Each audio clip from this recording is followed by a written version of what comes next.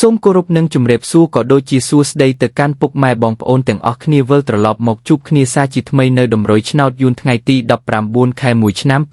2026 ហើយថ្ងៃនេះដែលលោកគ្រូបានរៀបចំតម្រុយរួចរាល់សម្រាប់បងប្អូនយកទៅលេងកម្សាន្តនៅម៉ោង 4 និងម៉ោង 6 តែមុននឹងចូលទៅកាន់តម្រុយលោកគ្រូក៏សូមឲ្យពុកម៉ែបងប្អូនជួយគាំទ្រលោកគ្រូតាមរយៈការជាវនិងចុចមេដៃឲ្យលោកគ្រូដើម្បីជាកម្លាំងចិត្តឲ្យលោកគ្រូធ្វើតម្រុយចែកជូនបងប្អូនលេងកម្សាន្តបន្តទៀតតោះបងប្អូនយើងចូលទៅកាន់តម្រុយទាំងអស់គ្នា